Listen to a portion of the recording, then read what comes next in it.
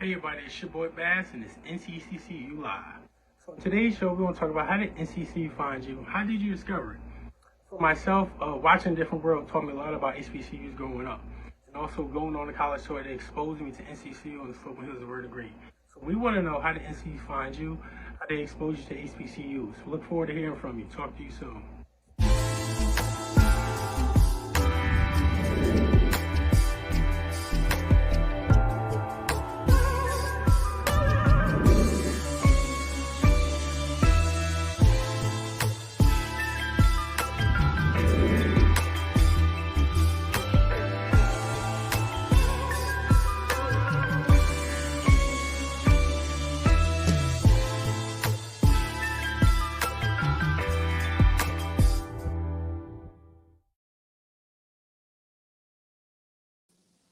All right, guys. Keon Brown here. This is NCCU Live. Thank you for joining us. I'm going to hurry up and get in my partner in crime, Bass. Bass, let's get you in here. What's going on? What's up, guys? How you doing? Pretty good, pretty good. I just want to first say we're so glad that you are here, the viewer, all the Eagles that are watching us from all over the globe. Get these messages, and I'll be so excited. You got some news. What's up? Oh, well, did you see yourself on there, brother? Yeah, I did. Yeah, that was definitely a surprise. So you were talking about how NCCU found you. You want to expound on that? Yeah, I want to expound. As everybody can see, I got a Different World shirt on. HBCU found me first, and then NCCU found me on the college tour. I feel like watching a Different World and growing up, and having a Freddie, having a Ron, having Dwayne Wayne, it definitely impacted my life on just seeing what Hillman College, which is a fake college, but what Hillman College brought to us as Black students coming together in all different types of cultures. And I feel like that's what NCCU brings to everybody. We have different types of cultures. Our law program is one of the best programs that we have out there. So Different World found me, and then I went on a college tour, and NCCU exposed me to the Sloping Hills of Vernon Green. Hey. So to me, getting this shirt is like, it brings back so many memories of why NCCU chose me, as I can say, because it definitely chose me. Indeed, me too, man. Thank you for sharing that, brother. Well, I wanted to, since I have you here, and I can't see the chats, so I do see some chats. I see it. I see y'all. Let's go. I want to do a couple of news. I want to do a quick news article. I want to get your thoughts on this. Check this out. Can you see this? Man. One of the Eagles sent this in. This is we're going to do a couple of news articles, guys. This is Austin Street Apartments. Austin Avenue Apartments. Now that is right beyond the stadium. That is Chitley right there behind there. That's right next to Chitley Hall. That's Chitley? I think so. That is Chitley. Yeah. I see the stadium, yeah. So that is brand new. That is brand new. Austin Avenue Apartments. Now, one of the guys on Facebook said, I'm about to go back to grad school so I can stay in there. That was funny. I also want to show you this. I want to get your thoughts on this, Bass. Let's see there. We've got CP3 rocking these these NCCU exclusives. I asked him to run that link. Can I get the link though, bro? You know what I'm saying? What do you think about that? For real. Oh man, that shows you where we're at and where we're growing. Look at that. CP3 doing the dig. Indeed. Well, thank you. Go ahead. No, that's it. What do you think? No, I just feel like, at the end of the day, it shows where NCCU is at right now. Just expanding, getting bigger and bigger as we join in the MEAC. As we're about to talk about sports, as when we joined the MEAC a couple years back, and seeing the growth coming from the CIAA when we was in school, a Division II school, now a D1 AA school. So it shows the growth in our program, football, basketball, and all sports actually. And I gotta show you this right here. Go ahead, shirt. Go ahead, shirt. Come on, shirt. All right, Bass. I got one more article, and we're gonna go into our next guest, man. Thank you, brother. Thank you for all that you do for EAN. Appreciate it very much. All right, see you later. All right, guys. Also, one more article and one news article I want to show. The MEAC is just announcing, right, a couple hours ago actually, announces that they plan to have the fall sports competitions to be held in the spring 2021. Interesting, definitely interesting. We have a specialist here that's going to tell us a little bit more about that. Really, really excited to introduce our AD, the North Carolina Central University athletic director. Let me see if I can get her in. I know that she's here. I see her. There we go. All right. There we go. Hey there. Is that you? It is me. Hey, Doc. This is Ingrid Wicker, Dr. Ingrid Wicker McCree, NCAA. Hold on. There's so many distinctions. I tried to get all of them, Doc. You've been at North Carolina Central University as the AD since 2008. You are the 2018 Under Armour AD of the Year. That's from the National Association, or the Collegiate Directors of Athletics. Awarded you AD of the Year in 2018. And you've got a lot of other stuff happening. I'm just so glad that you're here with us. How are you? I'm good. Thank you. And it's storming really bad, so I hope nothing happens. Oh, I hear it. You hear that? But and congratulations to you on your new assignment appointment in leadership for our Alumni Association. But everything's good. Thank you. Well, I want to review this last article that we just had here. MEAC announces the plan to do fall sports competitions in the spring. Talk about that. Yeah. So the presidents and ADs, we all met yesterday. And of course, the CEOs are all of our chancellors and presidents. And so they voted yesterday morning to move our spring fall sports, football and volleyball specifically. We're still trying to work out cross country, even from the NCAA level, to the spring. And so there's a tentative schedule that they will share with everyone. It includes divisional play. And so one of the things that was very challenging for the forecasting committee, which was a group of ADs that has been working for, I guess, twice a week for the last, since February, since March. So they had 4 different directives. One, keep the students off the road as much, reduce expenses, keep them off of air travel. And there was one more class time, so reducing the amount of time that they would miss for class. And so what we did was to go to divisional play for basically all sports. And so we're in the Southern Division. There's a little, not anxiety about that, but we feel that it's a little stacked across all of our sports, especially with basketball and football. If you look traditionally where the conference champions have come from in terms of all sports, a lot of them are in the South. And so we're going to have a little bit, more of a challenge in terms of having to compete just divisional play. And so we decided to move the fall sports to the spring. The NCAA, the council, we did approve that today as well. So I was on a 4-hour NCAA council call today talking about spring fall sports to the spring, eligibility, financial aid, medical expenses. So a lot of work went on today. And then the board of directors actually for Division I will vote on Friday on all of our recommendations. And so there is a chance that fall championships for NCAA will actually move to the spring as well. All right. Seems like there's a lot going on, but I'm glad that you are at the helm handling it for us and keeping us safe. I have a good team, though, that keeps me all educated and on point with everything, and a good group of colleagues, too, in the MEAC with my peers with regards to their opinions and things. So when I'm voting on behalf of the conference, it is truly reflective of everyone in the conference. Now, I could not find it, but you had another distinction. It was a Black something distinction that you're on a new board. You have a new position. Can you talk about that, please? Yeah, so it's the Black AD Alliance, and it started off with probably about 4 or 5 Black ADs, and mostly Alan Green from Auburn, Gene Smith from Ohio State, Brandon Martin from UMKC.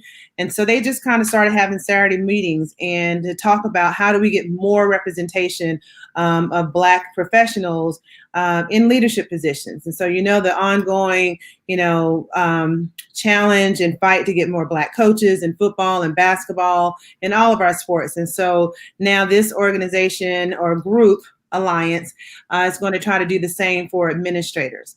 And there's so many young professionals that are in the field now that have access to so much more than, mentors and professional development programs to get them ready sooner. It took me 16 years to get to the seat.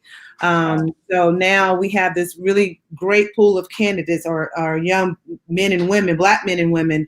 So how can we fast track them? And a lot, as you know, is all about who you know, most of the time. And so we want to use and galvanize all of our clout, as you say, to help them along the way. And so it is Division I right now focused, and maybe at some point we will include Division II, III, NAIA. There's about 58 Black ADs at Division I institutions. I don't think a lot of people know that. In Division I, probably only about 5 or 6 are African American female or Black females. And so we have 5 or 6 different there's Gino in the background. Sorry about that. I'm at home now. He's making him a sandwich, all right? Yeah. Right. That shows they have a personal life. Yeah. Home sometimes. But we have different task forces: the HBCU task force, allies, pipeline in terms of how we develop programs to help our young professionals, ambassadors, and these are some very influential Black leaders in athletics over a period of time that we can use to help us with this social justice, and then also student athlete wellness and development. So I'm over the HBCU task force. And my goal is to make sure that we heighten the awareness of the amazing experience you can have, not only as a student athlete, but as a professional at our HBCUs, because a lot of people don't know a lot about us. They don't know, even my own colleagues don't know how diverse we are, and so that's part of that, our task. And then as well as what are some of the other organizations that we can tap into that's not athletically focused, like the Thurgood Marshall Fund, like NAFIO, the Congressional Black Caucus. How can we get them involved? You have this name, image, and likeness and all this about paying athletes, and who are the ones we're talking about the most? Our young men, right, and women. So how do we engage the Black Congressional Caucus to have a viewpoint on that, as it's in Congress anyway? So those are some of the things that I'm hoping that our little group can tackle. Well, congratulations to you on that new appointment. And also wanted to just acknowledge that North Carolina Central University is celebrating its 10th season of being in Division I competition. And we have a Zoom event kicking off on August 11th. We talked about that really quickly. Yeah, that was so much fun. Anytime that you can sit and talk and have Coach Hayes in the room, it's going to be a blast. And so when Kyle told me this is what we're doing, because I was not in the planning, I was just told, be here and this is what you're going to talk about. We love Kyle. Can we just say we love Kyle? And I said to Kyle, I said, Coach Hayes is going to talk the whole time, so I'm just going to be the backup. And so, but no, we kind of explored, and it's still, the link is available for people to see it. But we just fanned from the time we found out that we were going to do this, how we went all over the country talking to alumni, trying to make sure that they understood the pros and cons. We got beat up a lot because nobody wanted to leave the CIAA because of the tournament. But once we were able to share with them from an academic perspective, in overall, our student population was reaching almost 7,000. Academically being aligned with some other public institutions mostly, and so that helped everyone kind of understand, well, why we want to go back to the MEAC, and it's more being aligned with our peers. And oh, by the way, we get to play Division I athletics. So. Well, I'm so excited about D1 and us being champions and us doing well and leading in not only the state, but in the nation. Dr. Ingrid Wicker McCree, if you can stick around for a couple more minutes, I'm about to talk to an amazing artist that I think you're going to love to hear from. And I want to bring you back if you're able to stay. If you're not, it's okay. But if you're still here, I'm going to bring you back in at the end. Is that okay? Yes, it is. Thank you. All right. Our AD, Dr. Ingrid Wicker McCree. Thank you. Let me get Marcus. We're going to bring in an amazing artist who is also a graduate, of course, of NCCU. Let me bring him in. Oh, we Hey. got both of them on screen. Look at that. Hey, triple threat. Come on, triple threat. We're gonna get Dr. Wicker McCree out here in a moment, but I want to at least greet you guys and say hello together. This is Marcus Anderson, is a Grammy and Stellar Award nominated artist. He plays the saxophone, bass, flute. He sings, he writes. He's a choreographer. He's a producer. He does all of that, and he's been #1 on Billboard, Smooth Jazz, and Sirius XM Radio Watercolors. What's up, Marcus? What's going on? How you doing, Doctor? I'm so honored. I didn't know I was going to be on here with a superstar tonight. I'm no superstar. I'm just the eagle trying to fly. Well, you flying. Trying to soar. Yeah. All right, Doc, we're going to get you back in a minute, okay? Okay. All right. Marcus. Hey, man. Man, thank you so much for being here. We're so grateful for you to be here. We're so proud of you. Thank you for the time. I didn't say in your greeting about Prince and Lettucey and Jennifer Holliday and all of that. Can you just really quickly tell us your experience in professional life since being in NCCU? Man, I think NCCU gave me like the tools that I think I use on a daily basis, not just in my career, but like in my life. Especially on the road and in the career of music, we're going to keep it in kind of that lane, like Dr. Wiggins, the whole jazz department, on how they kind of prepped us on being professional musicians and always striving to be the best and do your best. Even if you can only do certain things, be the best at that, and learning how to work through adversity. Because there were a lot of moments where I probably should have learned the song or didn't know that I had to learn the song, especially working with Prince. We were given a lot of music last minute, like day of, or we're about to rock on stage. I want you to learn this part. Now do it. And just like the quick ear training that we had, that I learned in school, or being able to write something down. And because I'm a visual learner, I would write the notes down. I would be able to see it. But all that training came from, studying at NCCU. But because prior to that, I didn't really know how to read music that well. And I don't know if, you've probably seen the movie Drumline. But I was kind of like Devin Parker, but without the ego and the attitude. But I had a gift of just a really strong ear. But like Dr. Wiggins and the whole music department helped me develop my craft and really strive to be the best musician. I love that because we have such an amazing music and arts departments at NCCU, and that's kind of how we really flourish out in the culture. What do you want to tell the world that they may not know about NCCU music?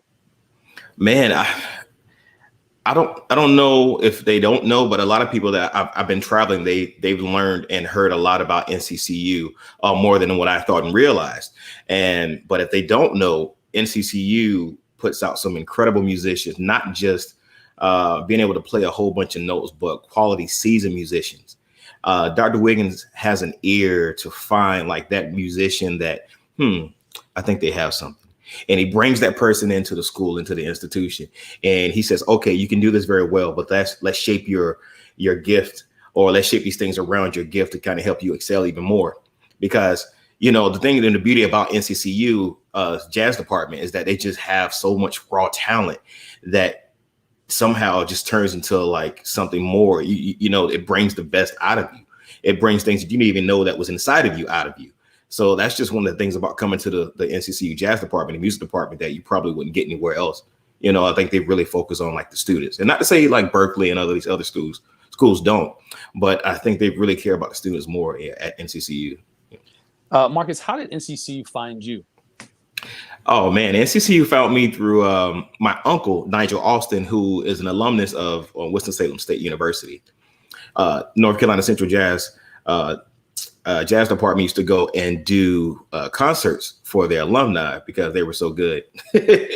Nice. And my uncle got a CD one time when they went to do a concert, brought it home to me during the holidays. I think it was maybe my senior year of high school.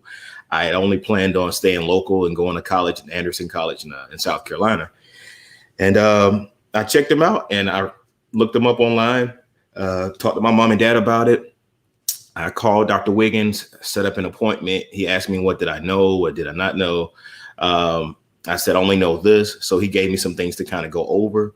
And then I hired a private tutor, or I got private lessons, learned all these things, auditioned for NCCU, got a full ride scholarship. And that was back in 2003. And the rest is history. So thanks to my uncle, Nigel Austin, for that. Come on, the Ram. He's a Winston State Ram. He good for something. You know what I'm saying? He brought you to the sloping hills and verdant green of Yes, he did. NCCU. Yes, he Thank did. you, Unc. Thank you, Unc. What would you tell aspiring musicians and aspiring artists? What's something you'd say to them in your experience post NCCU? I would say any aspiring musician, artist, entrepreneur, follow your dreams, follow your guts. Whatever you feel, that thing in your stomach that kind of turns when you're trying to make a decision, listen to that intuition.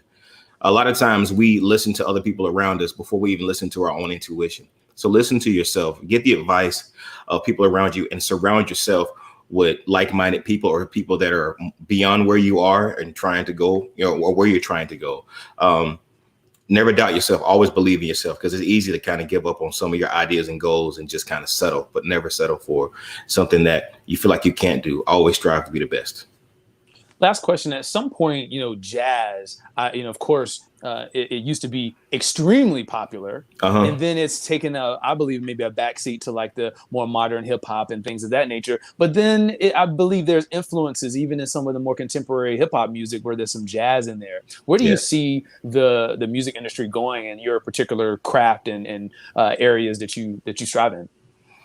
I think where I see jazz going and morphing into now, because it was a mainstream genre for a number of years, but now I think it's gone to be more of like, if you like sophistication, like people, with wealth and money and like a better quality life are the people that I see at these shows, the people that don't mind spending money. All you need, honestly, in my opinion, is about 500 loyal followers. And you can have a thriving, career and make, good money off of that. Most people don't really know that about jazz, but you can really build a great following from that. It's moving so much from being a genre to being more artist based. So you can be an artist and just have an incredible following and a cult following of people. I host a festival in Asheville every August, and we sell out, and it's 500 people per day. And we sell out every year. We're over halfway sold.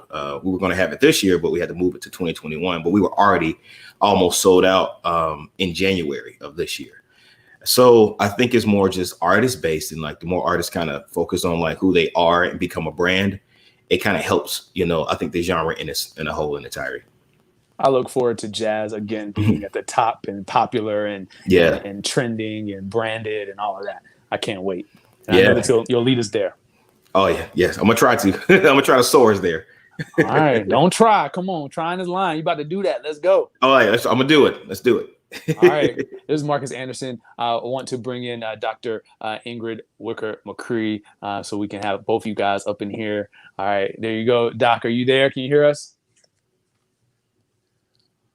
Oh, she might be frozen. All right. I need your camera lighting too. You have amazing lighting. I look blue over here, and you have the wonderful melanin popping, and I'm looking sick. It's all right. We're gonna get Ingrid back in a moment. I'm so excited about, and this is a ring light. You can get that. I mean, I'm saying I'll send you the link. All right. Look, have you been at the jazz show, the NCCU Jazz Festival? Yeah, I have. They've actually invited me out one time to be a featured artist a few years back. So I was very honored, to be a part of that. Where do you think that's going? I mean, can that be the launching pad for the next generation of this artist coming out of NCCU? Could that morph into something like that? Oh, of course. Of course. Yeah, it already has. We've already produced so many different artists like Yazra, Mavis, Mavis Swan Vocals, Bean. Al Strong, who else? There are so many other artists, myself included, Serena Wiley, Ron Baxter. I'm trying to think. There's more people I know that are out there, but those are ones off the top of my head, that just are soaring. Yeah, and my boy Tyler Leak is musician as well. He in DC always working. Every time I'm up there, I'm seeing him working somewhere. Yeah, Tyler's always working, man. I love him, man. I always tell him, I said, man, you look like Bruno Mars to me. I always call him Bruno Mars whenever I see him. We always get a good laugh. Man, well, I'm so excited, bro. I mean, how can we support you? I want to give you the last word on just anything that you're doing and how we can support you moving forward. If they can, I have a coffee shop and a coffee brand there in Rocky Mount, North Carolina. They can go to Trax Coffee Bar. And the website is Trax, TRAX coffeebar.com. That's our website. And also they can go to my website, marcusanderson.net, to buy my own brand of coffee. MarcusAnderson.net. Follow me on social media. I got CDs, I got coffee, I got DVDs. You know, I'm just trying to do so much, a little bit of everything. I have a comic book out. I'm working on my second cartoon, you know, so there's a few things I'm juggling right now in the midst of COVID. But just go to my website, MarcusAnderson.net. You should be able to find everything. All right, Marcus, thank you for being here, brother. And we'll definitely be in touch. Oh, we have a Rocky Mount fan. Rocky Mount, stand up. That's what they say in the Rocky Mount, comments. that's right. Let's go, Rocky Mount. Yeah. All right.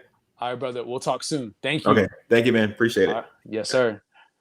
All right. That was Marcus Anderson. Come on, Grammy and Stellar Award nominated artist straight out of NCCU. Are you kidding me? This is who we got out here. We wanted to get Dr. Ingrid Wicker McCree. I did get your questions, folks, about merchandise. We're going to get that answer for you. And also, we want to talk about the virtual homecoming stadium sellout that is happening as well. So we'll get Dr. Ingrid Wicker McCree to do a video or answer those questions for you as well. We saw that. I just want to thank you guys for being here and participating in NCCU Live. The point of this is to illuminate what's happening in our alumni base. We have a great crop of people who are doing amazing things. We want to make sure that thank you again. My name is Keon Brown. This is NCCU Live. Take care.